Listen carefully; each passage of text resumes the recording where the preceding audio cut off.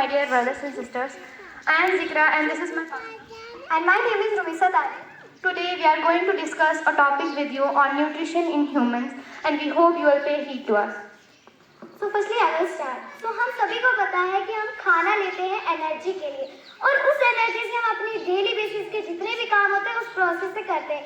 यानी कि हम जो है खाना खाते हैं एनर्जी के लिए सिंपली, और हम जो ये खाना डायरेक्टली और इनडायरेक्टली खाते हैं. अब वो कैसे, वो मैं आपको समझाऊंगी. प्लांट्स जो है ऑटोट्रॉप्स है. ऑटोट्रॉप्स मीन्स जो कि अपना खाना खुद बनाते हैं, और हम जो है हेटेरोट्रॉप्स यानी कि जो डिपेंड होते हैं ऑटोट्रॉप्स पे, यानी कि हम जो है प्लांट्स पे डिपेंड है.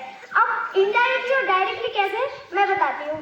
हम जो है दाल खाते हैं, रोटी खाते हैं, चावल खाते हैं, वो डायरेक्ट जो हम सीधे जा रहे हैं उनका जो प्रोडक्ट है वो खा रहे हैं. अब इनडायरेक्टली क्या हुआ कि हम जो है ग्रेन्स खाते हैं, मतलब सॉरी चिकन खाते हैं. तो वो चिकन जो है ग्रेन्स खाती है. इसका मतलब कि हम इनडायरेक्टली क्या है उस पर डिपेंड है. ये होता है प्रोसेस जो कि इनडायरेक्टली और डायरेक्टली का है.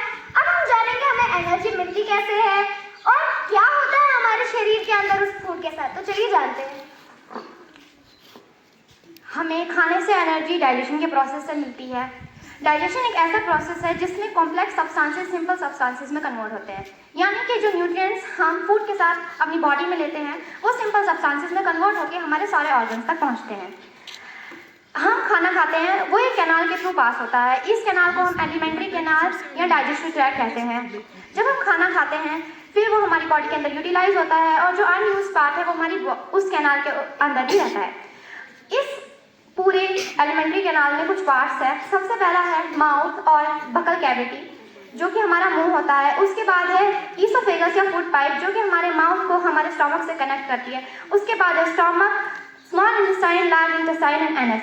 इनके साथ कुछ ग्लैंड्स भी एसोसिएटेड है जो कि कुछ जूसेस सिक्रीट करते हैं, यानी कि कुछ जूसेस बनाते हैं और उन जूसेस से जो है कॉम्प्लेक्स सब्सटेंसेस यानी कि न्यूट्रिएंट्स सिंपल सब्सटेंसेस में कन्वर्ट होते हैं. और वो 3 ग्लैंड्स हैं. So first one is salivary gland, second one is our liver and the third one is pancreas. ये सभी जो है जूसेस सिक्रीट करते हैं. तो आइए सबसे पहले हम एलिमेंट्री कैनाल का सबसे पहला पार्ट करते हैं, यानी कि द माउथ, जिसका साइंटिफिक नेम बकल कैविटी भी है. तो चलिए स्टार्ट करते हैं. हम सभी को पता है हमारे मुंह के अंदर जो है 2 चीजें हैं. सबसे पहले हमारी tongue, second one is our teeth. तो पहले हम टंग के बारे में डिस्कस कर लेते हैं. टंग जो है उसके अंदर टेस्ट बड्स होते हैं, वो जो है हमें टेस्ट करने में मदद करती है. और जो सेकंड है मतलब कि हम जो है बोल रहे हैं, मैं आपको ये टॉपिक समझा रही हूँ. किससे समझा रही हूँ, अपनी टंग से कह रही हूँ. उसमें भी वो टॉकिंग में भी हमारी मदद करती है. और जो है हमें जो हम खाना खाते हैं उसको बैकवर्ड पुश करने के लिए और उसको फिगर से स्वेलो करने के लिए भी वो हमें मदद करती है. अब जो है टीथ जो है हमारे ज़्यादा इम्पोर्टेंट है. यानी कि हम जो है खाना खाते हैं उनको जो है सिंपलर मतलब कि छोटे छोटे स्मॉलर पीसेस में कन्वर्ट करते हैं. यानी कि अगर कोई बड़ा रोटी का टुकड़ा होता है तो हम उसे जब खाने में खाते हैं, च्यू करते हैं, तो हमें वो छोटे छोटे हो जाते हैं ना. और भी एक चीज़ अभी मैंने आपको कहा कि सलाइवरी ग्लैंड, वो जो है होता है प्रेजेंट हमारे मुंह के अंदर. चलिए उसके बारे में जानते हैं. सलाइवरी ग्लैंड जो है एक ग्लैंड है जो कि सलाइवा सिक्रीट्स करता है, जो कि सलाइवा जो है मदद करता है. किसमें मदद करता है ये जानते हैं. सलाइवा जो है हमारे मुंह के अंदर ही डाइजेशन स्टार्ट कर देता है. वो डाइजेशन किसकी करता है, स्टार्च की. और दूसरी बात जो है कि सलाइवा जो है हमें हमारे फूड को जो है स्लिपरी बना के ओइसोफेगस से स्वेलो यानी कि पास करने में मदद करता है. अब ये ओइसोफेगस क्या है चलिए जानते हैं. ओइसोफेगस एक किस्म का ट्यूब है जो हमारे माउथ को हमारे स्टमक से कनेक्ट करता है. ये एक मस्कुलर ट्यूब है जो कि लगभग 25 सेंटीमीटर लंबा है. ये हमारे खाने हमारे मुंह से ट्रांसपोर्ट करता है और जब हम खाना निकलते हैं तो इसमें कुछ मूवमेंट्स होती है जिसकी वजह से हमारा खाना स्टमक तक पहुंच जाता है. अब यहाँ पे एक क्वेश्चन उठता है कि हमारा जो ओसोफेगस है उसी के साथ तो हमारी विंड पाइप भी होती है, तो हमारा खाना विंड पाइप में क्यों नहीं जाता है. वहाँ पे एक कैप लाइक स्ट्रक्चर होता है जो कि जब हम खाना खाते हैं तो एक्सटेंड करता है और वो cap like structure wind pipe के ऊपर आ जाता है और फिर हम खाने को ओसोफेगस के जरिए से अपने स्टमक तक पहुंचाते हैं. अब हम स्टमक के बारे में जानेंगे कि ये स्टमक क्या होता है. तो सबसे पहले हम जानते हैं कि स्टमक होता क्या है. ये एक चेन शेप्ड ऑर्गन है जो कि सबसे वाइड पार्ट भी हमारे एलिमेंट्री कैनाल और डाइजेस्टिव ट्रैक्ट का. तो अब जानते हैं हम कि डाइजेशन होती कैसे स्टमक के अंदर. तो चलिए जानते हैं हमारे स्टोमक की इनर वॉल्स होती हैं कुछ जो कि 3 जूसेस सिक्रीट करती हैं। अब वो कौन कौन से आइए जानते हैं। डाइजेस्टिव जूसेस और second one is our HCl and the third one is our mucus. तो पहले डाइजेस्टिव जूसेस के बारे में पढ़ते हैं। डाइजेस्टिव जूसेस जो है हमारे खाने पे एक्ट करते हैं और एक मतलब कि न्यूट्रिएंट होता है यानी कि प्रोटीन, उसे भी वो डाइजेस्ट करने में हमें मदद करते हैं और बाकी सिग्नल सब्सटेंसेस में यहाँ पर भी डाइजेशन होती है। तो अब जो है हाँ आप समझ आ गए कि डाइजेस्टिव जूसेस है। अब HCl का क्या काम, हाइड्रोक्लोरिक एसिड। तो मैं बताती हूँ ये जो है हमारे खाने में जितने भी बैक्टीरिया हैं उन्हें मारता है और जो है मतलब कि अगर हमारा खाना कोई एसिडिक बनाता है, अगर वो एसिडिक ना होता तो हमारे जूसेस डाइजेस्टिव जूसेस इस पर कभी एक्ट नहीं कर पाते। हाँ अब HCl का समझ आ गया, डाइजेस्टिव जूसेस का समझ आ गया। अब ये म्यूकस का क्या काम, आइए जानते हैं। म्यूकस जो है वो हमारे HCl को कंट्रोल में रखता है और जो है हमारी इनर वॉल्स को एसिड से बचाता है, तो वो प्रोटेक्ट करता है। अब हाँ डाइजेशन हो गई। कभी कभी पता क्या होता है हमारे पेट में कुछ होता है, आप सभी को पता है। जिससे मैं आपको एक चीज बताती हूँ। यहाँ पर हम दांतों को वो खाने को च्यू करते हैं ना, तो वो पेट में जाता है। कभी कभी हमारे पेट में कुछ होता है तो हमें वोमिट आती है। जब वो वोमिट आती है आप देखते होंगे वो छोटे छोटे पीसेस में होता है।